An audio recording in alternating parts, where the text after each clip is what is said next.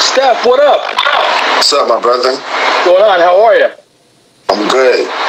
Let me give you the proper info right now. Joining me on my Instagram Live. He's a New York City icon. He's a global icon. No. Yes, you are. You are. He had a 14-year NBA career. He was overseas in China for 10 years. He won a championship there. He's done many amazing things. Please welcome Stephon Marbury. Steph, what's up, my man? Thank you for your grace, man. Appreciate that. No, thanks for coming on and giving me a few minutes to talk about the Knicks. So you are back in New York. I know it's been awesome seeing you, how into you are, into the games you are. Of course. Talk about this team and what you see watching them. I mean, I love their grit and their grind. They basically play the way how Tibbs coach. You know what I'm saying? Like, they've adopted a style, which is Tibbs style. And that style, it works because it's hard-nosed. When you look at Boston, the way how they played, their defensive strategies, he was the defensive coach. So these guys, they possess that with his understanding of the game offensively. Now, Steph, a lot of people during the regular season and even in the past few years with Tibbs here says, you know, he plays them 2 minutes, he coaches them too hard, but obviously I'm not an NBA player, but I disagree with that. I feel he's preparing them for these moments. Yeah, that's exactly what's happening. I mean, only the people that's going to push through that are the players that will understand that, and they're being rewarded for it right now.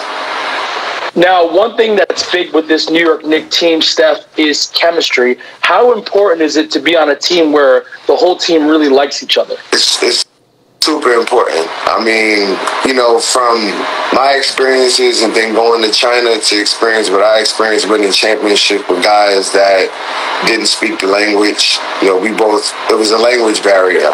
To see these guys, you know, vibrating on that same wavelength, it's similar towards seeing the same energy that we possess when we were winning championships. Because you win a championship in any league is hard. I don't care what pro league it is. If it's pro, it's hard because you got other professionals that are on the court that want to win just as bad as you, because they get the opportunities just like you get the opportunities wherever it is. So whether it's in Spain, whether it's in Brazil, it doesn't matter.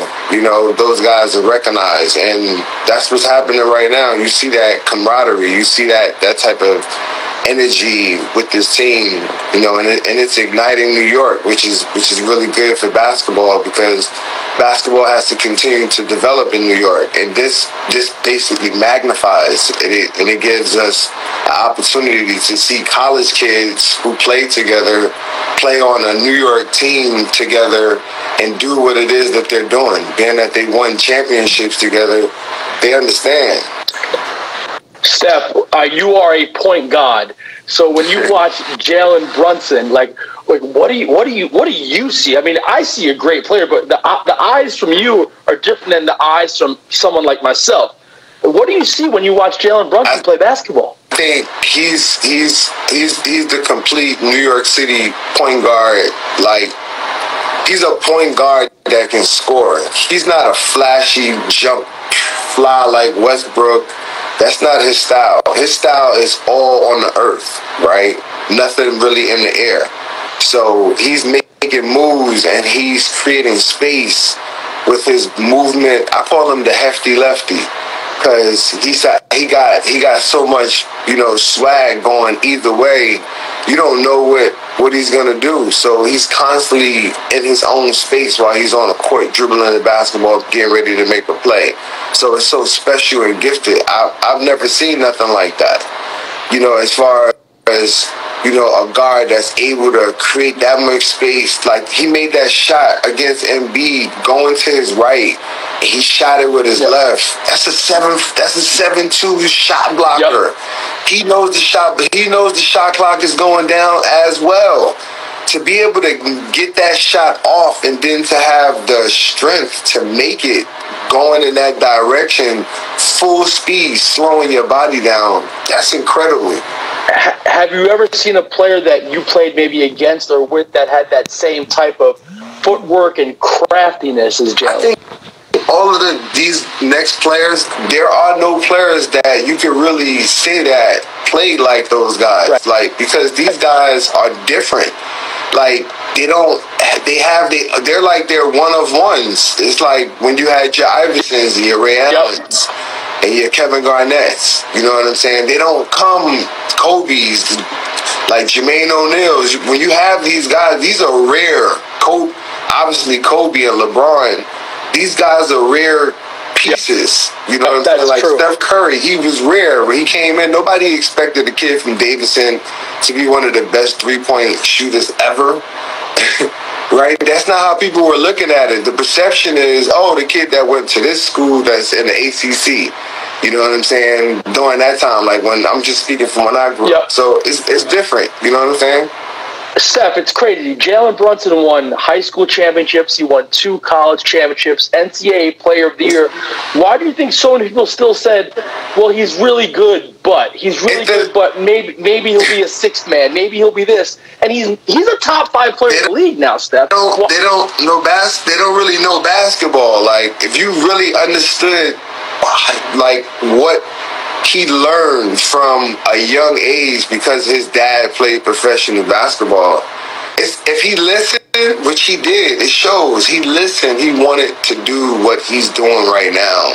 And it's a different type of black print when you have your dad right there monitoring it, watching it. He's making it, it's already pure. So being that it's pure and his dad is right there to make sure that every step of the way you understand this. You understand why you're doing this. Right? So when he's on the court, he has a whole different disposition towards stepping on the court. It's not the same demeanor as the same kid who didn't have a dad that played. That's the advantage. Who played in the NBA. Right? He understands routine. He understands work ethic. He understands repeating it over and over. Right? To go faster, to go, so you could be sharper. So you can see all of that when he's knocking down shots. He believes he's going to make that shot. Like Kobe, he practiced that shot over and over, over and over. That's why he has the confidence to take that shot the way how he takes that shot. You got what I'm saying? So that's why Jalen has the confidence that he has, because he practices so many times, that it became second nature when he did it. Besides the obvious and Jalen Brunson and the Nova boys, those are the things so many people are talking about. What are some other things about this Knicks team that really excite you? I love the way how, OG, like, I was watching and listening to some guys speak and talk about a kid named Siakam. Pascal Siakam on the Pacers? Yeah, I'm trying to get all of the names of the kids. We'll be seeing him tomorrow night at the You're right. So, and I know he's perfect for him. He's strong. He's solid. He's not going to be able to utilize his wingspan. He can't use his physicality. Right now, he has to make shots over OB, right, when he's guarding him, if he's guarding him. And then the preparation after playing against the guys that he just played against, his confidence grew even more when he guarded Joel Embiid. Right, people spoke about that. That gave him more positive energy. So now in defense, game 4. Yeah. So now his mentality take him to the point where he scared Joel Embiid when he went up for the dunk. That's why he fouled him. Joel Embiid, he didn't know what to do. Yep. He didn't know if I should go foul him or if I should go try to block. He knew if I go try to block, my leg is not 100%. So I don't have the power to take off to really go block it or foul it out of him. You know what I'm saying? Because he will. You know what I'm saying? So, now he's indecisive, and then he gets called for the foul, and he get monster dunked on. You got what I'm saying? Yeah, no, definitely. This kid puts us in a spot where we got somebody to equalize him, where we got somebody that can move laterally with him and that can get up and down the court with him, because that's going to be important because they shoot a lot of threes. So the Pacers are a way different type of basketball team than the Philadelphia 76ers. What are your thoughts on the Knicks-Pacers matchup, and what are going to be the keys for the Knicks to win this series? Okay, so what I like about us is that our defensive rotations are really good. When we're good, we're good. But when we have breakdowns, I can see when our guys get tired. Because it's a lot rotating, pushing the basketball. It's a lot, right? So when I look at us against them, I say, these guys shoot a lot of threes. Turner, he can shoot the pick and pop. Okay, so being that he can shoot the pick and pop, and we just now played against Joe, our lateral movement for Hartenstein and for Mitchell, when those two bigs are playing against the point guard, because he can pass, right? He can make some shots. We got to make sure that our weak side is already shifted, and our weak bottom side, that's going to be the most important, our bottom rotations. Because of them shooting a lot of threes, we want to be able to, on our rotations, we want to be able to get up to them on the three-point line to make them drive. So if they drive now the shot clock going down, now when they start rotating, throwing the basketball out, we'll be able to be right in their face for all of those three-point shots. So if we can guard the three-point line and make sure that we don't give them any easy baskets. No, we want them to be contested. No easy baskets in the playoffs, especially exactly. in the Garden. No easy baskets. But at the same time, you got to defend the three-point line. Because if one person is shooting the basketball and making threes, that's okay.